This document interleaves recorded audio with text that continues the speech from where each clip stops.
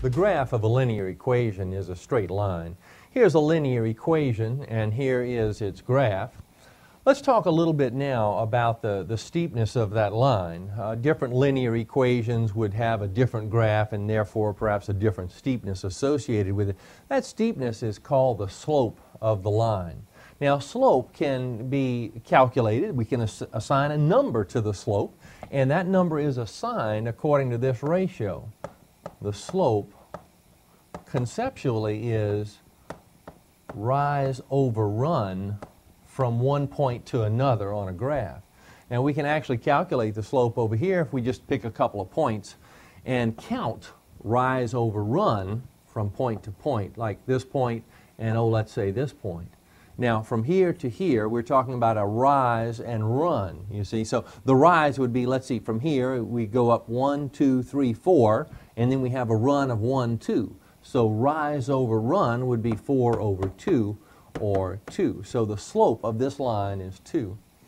Now, let's just talk about this slope number as we change the steepness of the line a little bit. You see, if we make that steepness greater like this, now let's think about going from left to right, and thinking in that way, left to right, we're going uphill here. And going left to right, this would be downhill. All right, think about it like that. So if we're going uphill and the steepness is greater like this, it makes sense that the slope number would be larger, and indeed it is. Here we might be talking about a rise of 10 and a run of 1, so a slope of 10. And then steeper still, we might have a rise of 50 and a run of 1. You see, a slope of 50. So as slope numbers get larger and larger, it implies that the graph is becoming steeper and steeper left to right.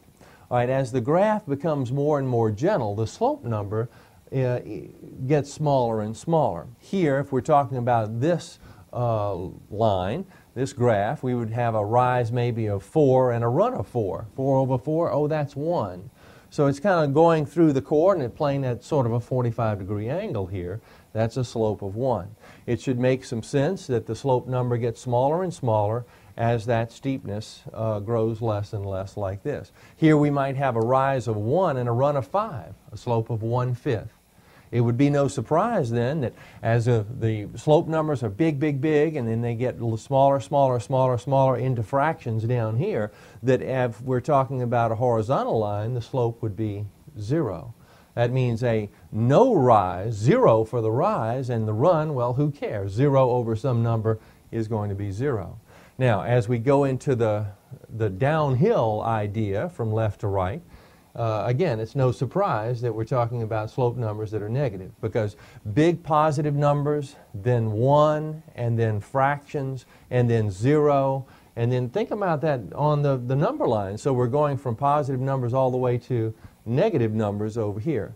So here we're talking about a rather gentle slope that's kind of going from left to right, it's going downhill. So we have a negative slope, but a run maybe of, a rise of, rise, it's not rising at all, it's falling here. And we're thinking, well, how do we calculate this? Well, think about it like this. I'll just choose a point here and one here just to illustrate the idea. Now, this calculation of rise over run can be made from any point to another, regardless of leftness, rightness, and that kind of thing. So if we're talking about going from this point to this point, rise would be, well, we actually fall. We go down 1, 2, 3, and then we go over 1, 2, 3. So the rise would be -3, the run is 3, so a slope of -1. Now you might say, well, is it the same if we calculate it from this point to that one? Well, let's see. We would have from here to here a rise of 1, 2, 3, and a run in the negative direction, you see, 3. So it would be 3 over -3, or -1 as expected. Okay, so we get relatively small negative numbers, just little negative fractions for a slope that looks like this, then -1 as we see here, and then big negative numbers as we have a slope that's kind of like this. Okay.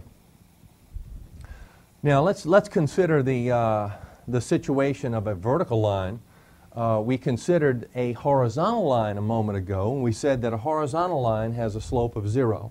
Well, what about a vertical line? Now think about rise over run. From one point to another, the rise, like a point right here to a point up here, that might be a rise of 5. Now the run, gee, there's no run at all. So rise over run would be 5 over 0. But 0 in a denominator causes the fraction to be undefined. So the slope of a vertical line is undefined. All right, so that kind of covers all the bases. Now notice that we said that the slope of this line is 2. We calculated it here as rise over run from one point to another. Notice that in the equation, the coefficient of the x is also a 2. Now that's not an idle coincidence. Notice also that the y-intercept is at -3, and that this number is -3. That also is not an idle coincidence. It turns out that when a linear equation is written in this form, that we can read right from the nature of the equation the slope and the y-intercept. And then it's no surprise that this form of a linear equation is cleverly called the slope-intercept form.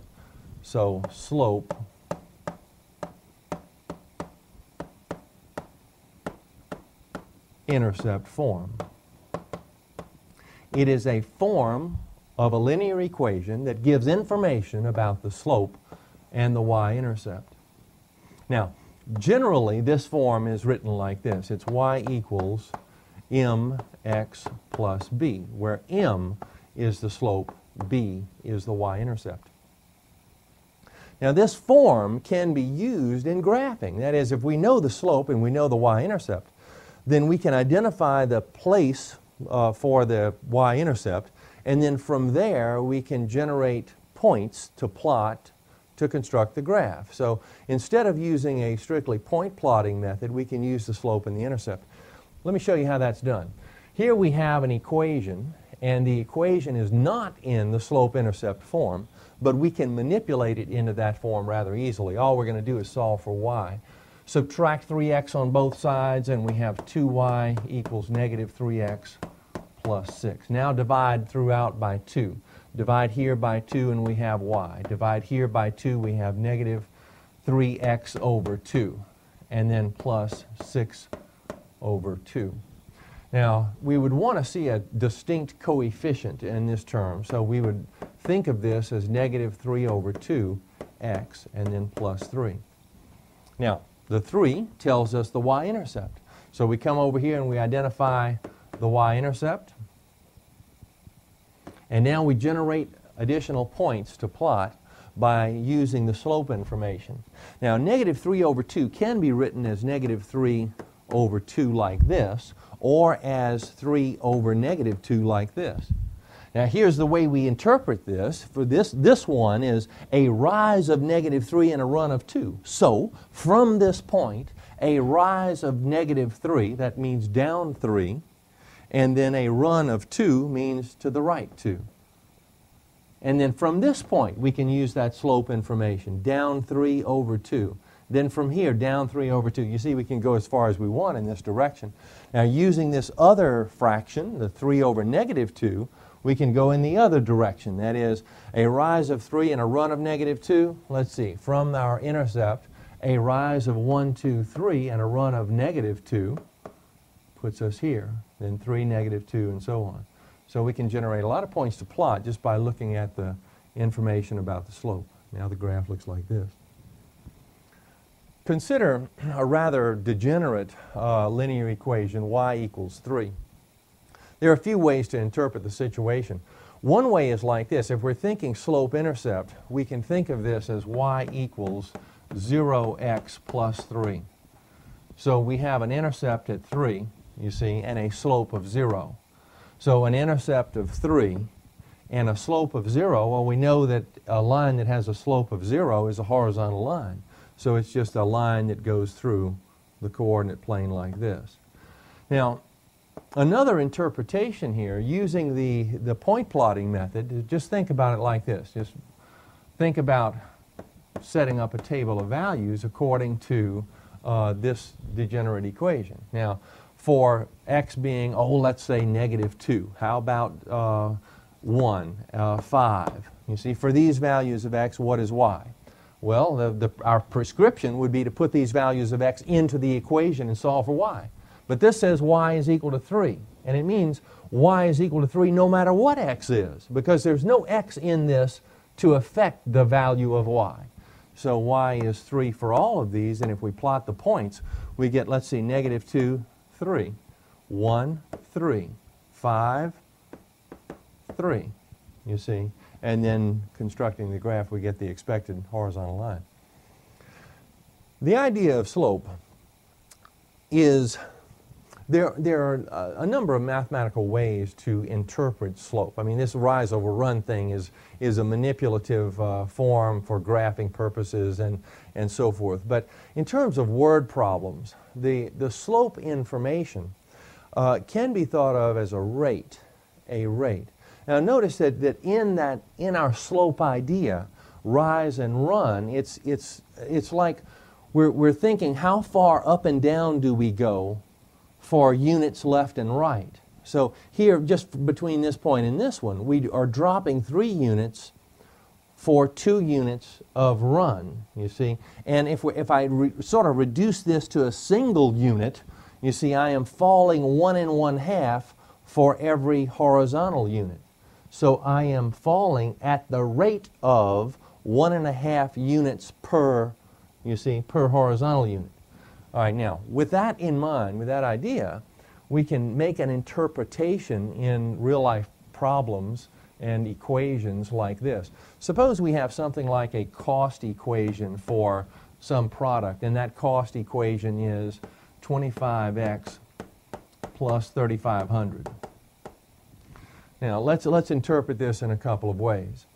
Now, what this means is that this is the cost for X number of items being manufactured. So if no items are being manufactured, if X is replaced with 0, the cost is 3,500. So that's kind of a fixed cost, a kind of a setup cost for this particular product. Now, if we make one of these items, then it's 25 times 1 plus 3,500. If we make 2, it's 2 times 25 plus 3,500 and so forth. And it turns out that this slope, you see, can be interpreted as a rate.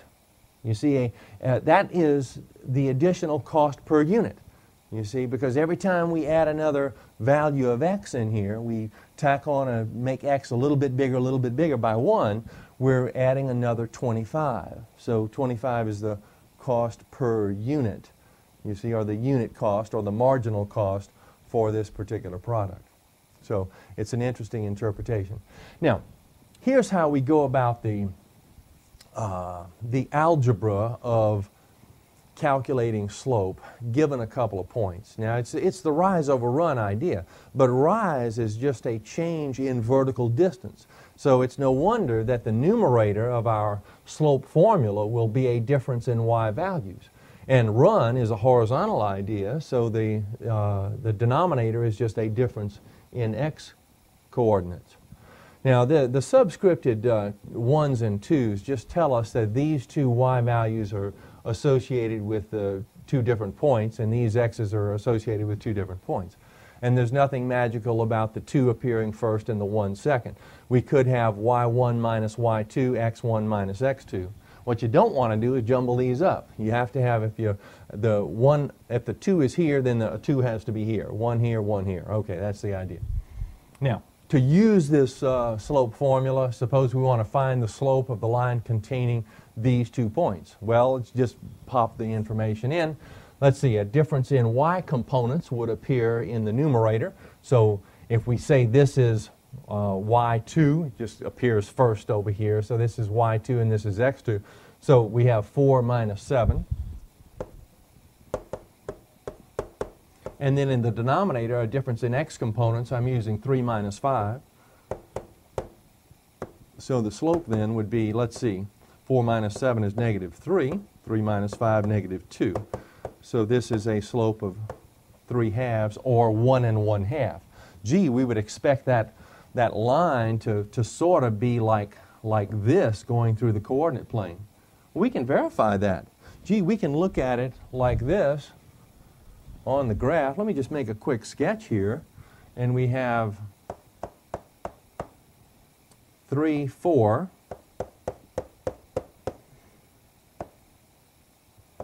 I had to jam these just a little bit because I don't have a lot of room here. But let's see, and then 5, 7. That's up about right here. So, yes, indeed, this is about what we would expect, you see. A slope that is positive is sort of going uphill from left to right. And because it's 1.5, you see it has a little more steepness than the idea of sort of a 45-degree angle here, which would be a slope of 1. Often in the study of equations and their graphs, we start with an equation and investigate aspects of graphs. And then we follow that with information about graphs, and then we generate information about equations. We're going to do that here. We just talked about equations leading to graphs, lines, and their slopes. And now we're going to take information, graphical information, and we're going to generate equations. Now, that process involves taking the slope formula and rewriting it a little bit, just manipulate it a little bit into a different form. Now, I'm going to change the form here by clearing the fraction, and I clear the fraction by multiplying through by this common denominator, or I can think of simply cross-multiplying. Now, think of this as m over understood 1, and let's cross-multiply. So the denominator here is 1, and if we go this way first, we have 1 times y2 minus y1, and in the other direction, m times x sub 2 minus x sub 1. Now, when this form of the slope formula is used, the subscripted 2's are often eliminated. So this form is often written like this, and it's called the point slope form. Now, I like to think of the point slope form as a form of the slope formula. Really, it's a form of a linear equation, but I like to think of it like that, as a form of the slope formula, because if you forget it, you can always generate it from the slope formula. Now, it's called the point slope form. It's kind of a clever designation because it is most useful when you have information about the coordinates of a point and you have information about the slope. For example, suppose we know that the slope of a line is negative 2/3 and the line goes through the point 6,1, and we want to generate the equation of the line. Whenever you're asked for the equation of a line, think about this point slope form and just write it down. So we would begin with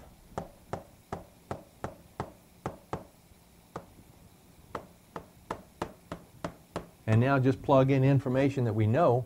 We have the coordinates of a point and we have the slope. We know the slope is going to go in place of the m here. Now these are the coordinates of a point. We can use this xy pair either here or here. You see, we can plug into this xy pair or that xy pair and it will come out the same.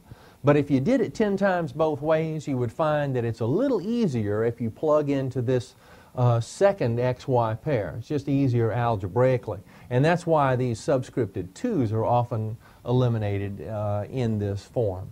All right, so it's guiding us to plug into the right pair. Here we go. We have y minus. Now the y component is 1, and then the slope negative 2/3, and then x minus 6. And now it's a matter of cleaning it up and just writing this linear equation in a particular form. One way to do it is like this. Negative 2/3 times each of these, negative 2/3 x. We would have plus, and then 2/3 times this, the 3 and the 6 would cancel, leaving 2. 2 times 2, 4. So we would have this. And then if I want to write this in the slope-intercept form, that's the form where y is isolated on one side, remember, I would add 1 on both sides to find y equals negative 2/3 x, then plus 5. So now this is the slope-intercept form. Now, there's another form that we could write this in. We could clear the fraction, for example, and put all the terms on one side. You would clear the fraction by multiplying through by 3, and then we could kick all the terms to one side, and that would be a more general form for this equation. So the general form of a linear equation is where you clear all the fractions and put all the terms on one side.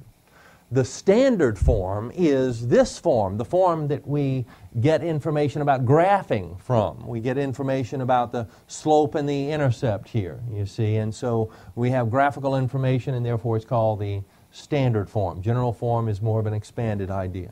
All right, so that's the notion. Now this situation, this discovery of the equation kind of process has a nuance or two associated with it. And those nuances involve generally the changing of the slope. If we had a slope of 0, then the first thing we should think about is that we have a horizontal line, you know, and we could go directly to the equation of this line, or we could use this point slope form. You see, if we use the point slope form, then m is replaced with 0, and this goes out, so we have y minus 1 equals 0, or simply y equals 1.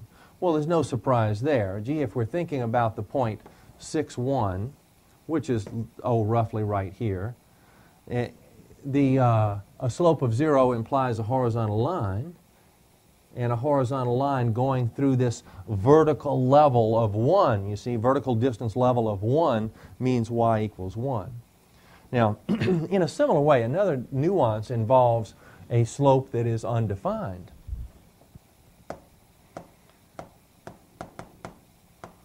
Now, if the slope is undefined, it really means that we can't use this. We can't use this point slope form, because when we put undefined in here, then the whole equation is undefined.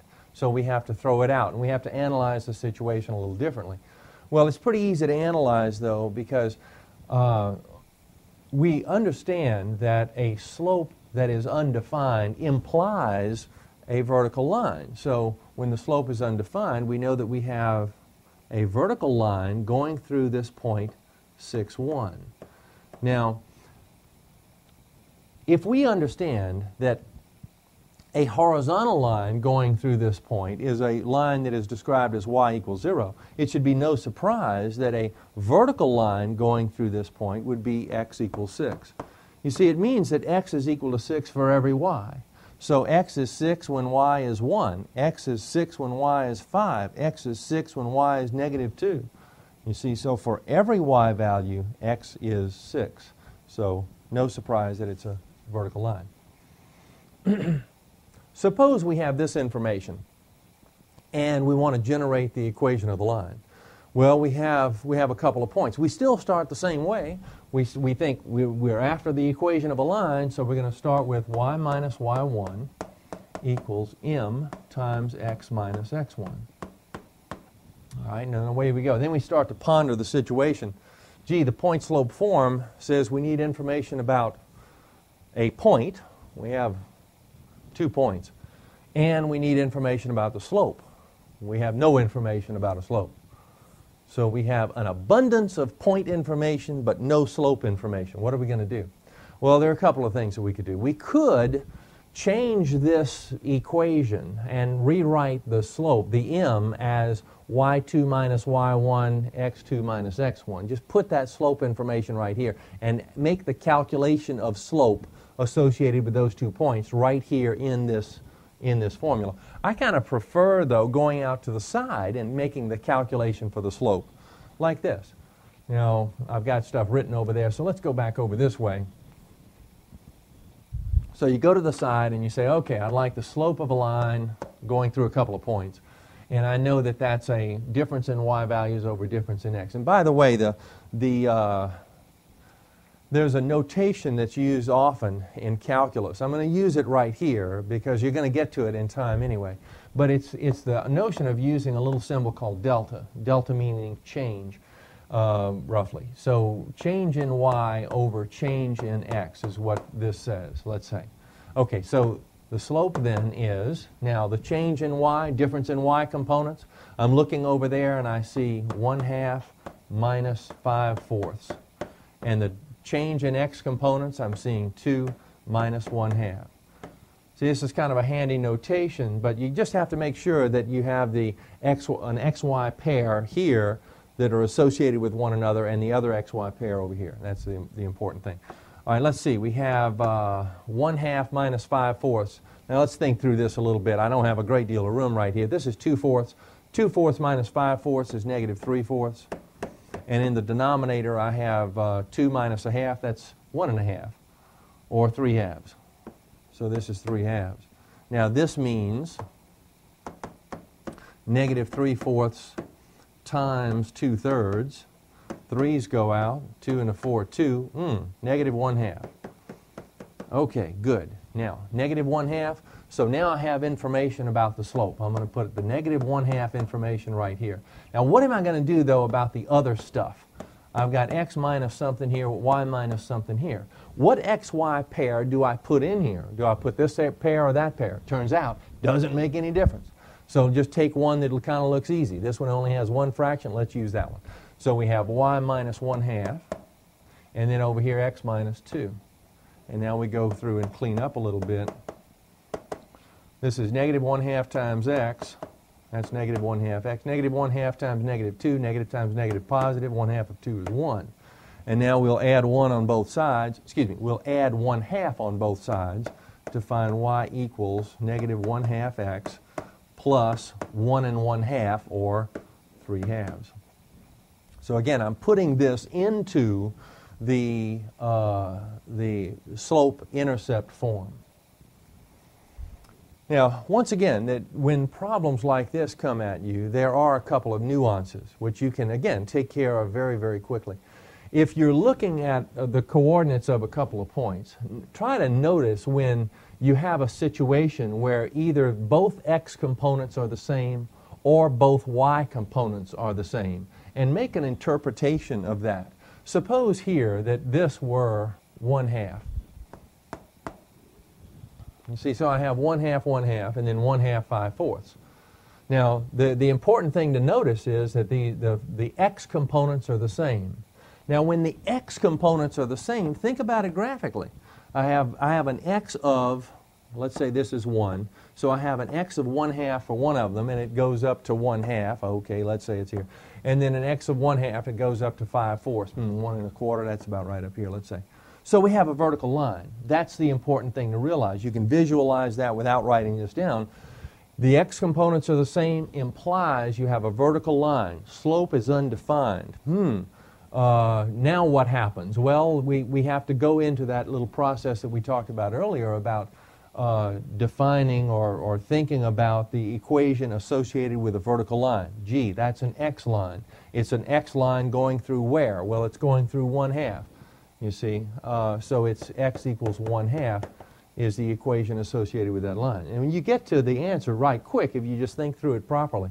Now, if the y components are the same, you see, if the y components are the same, then the vertical distances for both points are the same. So we have a horizontal line, you see, and again, we can get to the equation right quick without doing all of this business. Okay, those are nuances. Now let's talk about, just for a moment, the usefulness of slope. We looked at an equation a little while ago, but I want to show you a different kind. It's one where we take graphical information and we generate an equation, and then we make an interpretation about a question. For instance, Yahoo Incorporated in the year 1997 had a cash flow per share of 3 cents. In 1998, it was 30 cents per share. All right, suppose we want to use this information to generate a prediction about what may happen in some future year or some year other than these 2 years. It might be a previous year. It might be whatever. It might just outside the bounds of this information. Well, we can do that like this. We can think, well, we have 1997, a number associated with another number. So we have a pair of numbers, an ordered pair. Here we have another ordered pair. Now, let's configure these ordered pairs in such a way that we can introduce these graphically. Now, a good way to do that is like this. When you have years involved, try to come up with a basis year, a year where you're starting your evaluation. Now, the information is beginning at the year 1997. So let's let 0 stand in for that year. That is, let our basis year be 0, or the number associated with 1997 be 0. And therefore, the number associated with 1998 is 1. So now, instead of dealing with these big, big numbers, we can deal with rather simple numbers. So we have then the ordered pair 0 associated with this, and then 1 associated with. All right, now we have a couple of points, you see, and we can think about plotting those points on a coordinate plane if we want to. We can establish the slope associated with these two. All right, all of that is possible right here. Now let's calculate the slope. We'd calculate the slope like this. We have difference in y's, difference in x's. We have 30 cents minus 3 cents, and then 1 minus 0. So we have 27 cents over 1, or simply 27 cents. So the slope is 27. Now let's go to the equation form. Well, gee, we can use this mx plus b because we have a slope. We calculated it right here, and we have the y-intercept. We have the y-intercept because we have, you see, we have the 0 and this number. So the y-intercept is at 0.03. The y-intercept is 0.03. So we replace b with 0.03 in our equation. Now we can use this equation to make a calculation for cash flow in a particular year that we don't have listed here. Like, for example, in the year 2002. Well, the first thing we need to do, though, X stands for a number of years from 1997. So 2002, gee, that would be 5 years. 2002 is 5 years from 1997. So let X be 5, and we have, let's see, 0.27 times 5. Okay, that's 1.38, or $1.38. Now, understand that graphically, we're taking information like this. Let's see, 0 is associated with 0.03. Let's say it's right here. And 1 is associated with 30, and that's way up here. And so we have information that's right here. We're trying to make an interpretation of this graph. You see, we're trying to make a calculation of where this graph would be in that year. You see, this is the year 0, 1, 2, 3, 4, 5. This is really 1997, 1998, 1999, 2000, 201. Okay, 2002. Okay, so we're doing this. Now, our graph, our information is right here. And we're making an interpretation outside of where our information lies. This is called extrapolation mathematically. We're performing an extrapolation here. If we were making a determination of some kind that is between these two data points, like right here, for example, then this would be called an interpolation. Generally speaking, an interpolation is more accurate than an extrapolation. And it turns out that the farther from the data points that you get with your extrapolation, the less accurate your information is likely to be. So we need to kind of temper our information. I mean, as we found out here, this $1.38, it's a loose idea. It's just a loose prediction of what may happen in a future year according to what has already happened. But a lot of things can happen between now and the year 2002. We know that slope describes the steepness of a line as it passes through a coordinate plane. It should be no surprise that if two lines are parallel, they have the same steepness and therefore they would have the same slope number. So parallel lines have equal slopes. What about perpendicular lines? Now let's think about that a little bit. We can see here, I think pretty easily, that since one line is sort of going downhill from left to right and the other is going uphill from left to right, that one will have a negative slope number, the other will have a positive slope number. So the slope numbers will have an opposite sign. All right, now, what about the number part of it? Well, we have a relatively steep negative slope here, and let's think of this as -5, and I can think of it like this. From this point to that one, I would have a rise of 5 and a run of -1. Okay, now this one, though, a positive slope, would be relatively gentle, so the slope number would be small. And it turns out that from one point to another, we could think of a rise of 1 and a run of 5. That is, these slope numbers are reciprocals of one another. And more accurately, they are negative reciprocals of one another. So perpendicular lines have slopes that are negative reciprocals. Now, with that information, we can answer such questions as this. Find the slope-intercept form of the equation of the line that passes through a particular point and is parallel and then perpendicular to the line described by that equation. So think about what we're going to do. We have a given equation. This equation has a graph associated with it. The graph is a line. All right, now, we want to write an equation associated with a line that is both parallel and perpendicular to this rascal going through the point 2, 1. You see, going through that given point. Now, we begin the process by identifying the slope of this line. Now, we can do that by constructing the graph and then doing a rise over run, or we can just manipulate the equation into the slope-intercept form. Let's do that.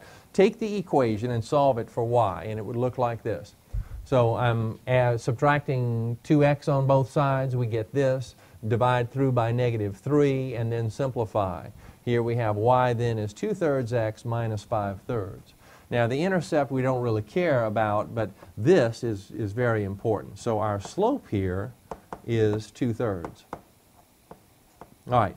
Now, that allows us to begin the process of coming up with the equation of any line that's parallel with this, because any line parallel with this will have a slope which is also 2/3. So for the parallel line going through a particular point, now remember that point was 2, -1. So we're inventing the equation of a line, so we use this point slope form. And now the y component, remember it was going through the point 2, -1, so the y component is -1, the x component is 2.